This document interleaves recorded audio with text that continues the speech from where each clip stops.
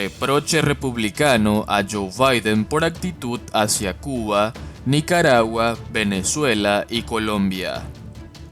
La política hacia Latinoamérica del presidente de Estados Unidos recibió un reclamo de congresistas republicanos, que le exigieron que deje de apoyar a dictaduras. El presidente de Estados Unidos es el líder del mundo libre. Necesita empezar a actuar como tal.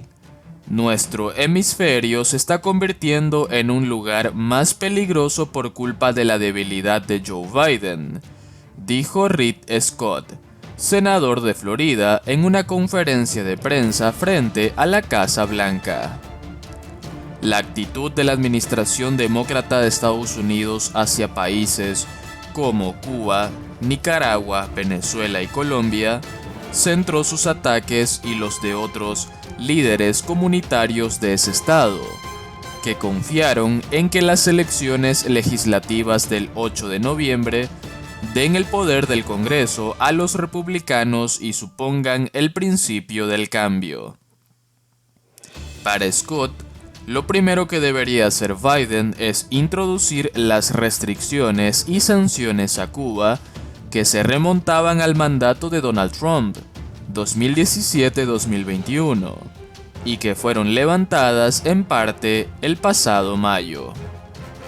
Al actual inquilino de la Casa Blanca también se le exigió cerrar la embajada cubana en Washington, reabierta en 2015, y volver a incluir a las FARC en su lista de organizaciones terroristas, tras haberla retirado en 2021. Asimismo, el grupo vio esencial bloquear los bienes de todos aquellos implicados en violaciones de los derechos humanos y corrupción en países como Nicaragua o Venezuela. Es importante evitar que tengan acceso a fondos o bancos estadounidenses, dijo. Su hoja de ruta para redireccionar la política estadounidense en esa región incluyó el revocamiento de las licencias de compañías que operen en Cuba y Venezuela, ya sean una aerolínea, una empresa de cruceros o una petrolera. Hace solo 2 años, con Trump al mando, la Casa Blanca era un lugar donde se hacía activismo en favor de la democracia, añadió Marco Rubio, senador republicano que también representa a Florida, y según el cual en la actual administración se encargan de esa región simpatizantes de esos regímenes. El llamamiento conjunto pidió al líder demócrata que se despierte, en palabras del congresista Mario Díaz Balara. Está ayudando activamente a esas dictaduras y abandonando a quienes luchan por sus libertades. Es algo destructivo, no solo para esos nobles pueblos, sino también un peligro para la seguridad nacional de Estados Unidos, sostuvo, estimando que el Ejecutivo concede a los líderes de esos países una concesión tras otra sin pedir nada a cambio. El enemigo, según los participantes, está a solo 3 horas de avión.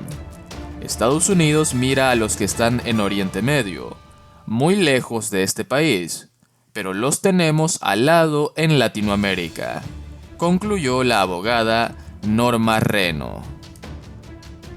Por otro lado, los trabajos para los que no hay casi candidatos en Estados Unidos.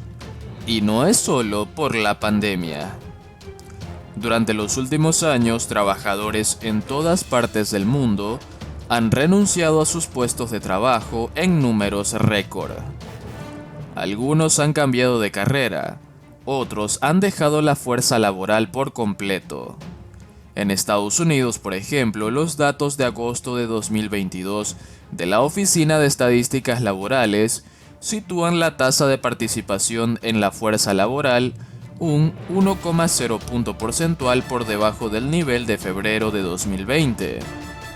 En otras palabras, la gente ha ido renunciando y, en algunos sectores y trabajos, no ha regresado. Quizás no sea sorprendente, dadas las malas condiciones en muchos lugares de empleo durante la pandemia. La escasez de trabajadores es más evidente en las industrias hotelera y de servicios, en puestos como lavaplatos, camioneros, trabajadores minoristas, servidores de alimentos, agentes aeroportuarios, asistentes de salud en el hogar y roles similares. Esto no se debe a que la gente no quiera trabajar, dicen los expertos. Solo quieren mejores trabajos, salarios más altos, mejores condiciones.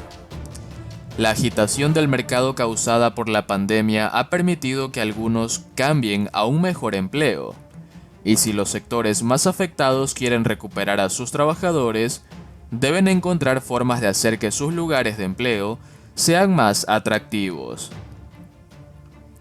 ¿Por qué están abiertos estos puestos de trabajo? Particularmente en Estados Unidos, los datos muestran que ha sido difícil durante mucho tiempo ser un trabajador de servicios. En 2020, por ejemplo, los empleados de mostradores de comida estadounidenses a tiempo completo ganaron, en promedio, $23.960 al año, cantidad que no supera la línea de pobreza para un hogar de 4 personas. Las horas semanales rara vez se han garantizado, lo que dificulta que tengan ingresos seguros para cubrir sus facturas o el transporte y el cuidado de los niños. Todo eso, en parte, explica el hecho de que la tasa de deserción, en otras palabras, la tasa a la que las personas se van como porcentaje del empleo promedio anual, ha sido alta en las industrias de servicios durante mucho tiempo. En 2017 fue del 53,8% para los trabajadores minoristas, del 72,4% para los trabajadores de servicios de alojamiento y restauración y del 30,6% para las personas en trabajos de fabricación. El golpe de la pandemia. Pero sin ser un trabajador de servicios era difícil antes de la pandemia. Una vez que golpeó, las cosas se volvieron francamente miserables para muchos. Los minoristas que permanecieron abiertos enfrentaron interrupciones en la cadena de suministro y subidas y caídas en la demanda de los clientes. Menos empleados tuvieron que trabajar más horas y el aumento de las horas extra contribuyó al agotamiento. Con las escuelas cerradas y el transporte público reducido, algunos empleados se debatían entre la falta de cuidado de niños y un trayecto al trabajo más difícil. Los casos de abuso a los trabajadores y los informes de clientes groseros se dispararon, ya que algunas empresas ofrecieron bonos, pocas aumentaron los salarios u ofrecieron pagos por riesgos, y en muchos casos el trabajo era peligroso. Otras formas de negocio se trasladaron a Internet, pero en la industria hotelera, por ejemplo, es muy difícil reemplazar a alguien que está en la recepción de un hotel con alguien que trabaja virtualmente, dice Serge da Mota Veiga, profesor de gestión de recursos humanos en la Escuela de Negocios de París. Eso significa que los trabajadores de servicio de primera línea, obligados a interactuar con colegas y clientes, mientras todos los demás se refugiaban en casa, se encontraban entre los más vulnerables al COVID-19. En el primer año de la pandemia, el 68% de los fallecidos en Estados Unidos eran trabajadores del sector laboral, minorista y de servicios. El aumento de la deserción. En los últimos 2 años, las tasas de deserción se han disparado. En 2021, el 64,6% de los trabajadores minoristas, la friolera de 86,3% de los trabajadores de servicios de alojamiento y alimentación, y poco menos del 40% de los trabajadores de la industria manufacturera renunciaron a sus trabajos.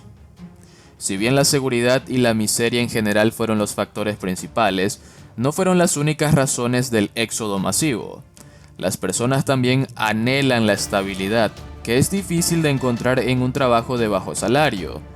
Un estudio de 2019 encontró que los trabajos de salario mínimo tienen una tasa de rotación de más del doble del promedio nacional de Estados Unidos. Esos trabajos son precarios, dice da Mota Veiga. La seguridad laboral se ha convertido en lo principal que la gente quiere, incluso por encima de todos los demás beneficios como a tener un horario de trabajo flexible, o trabajar desde donde quieras.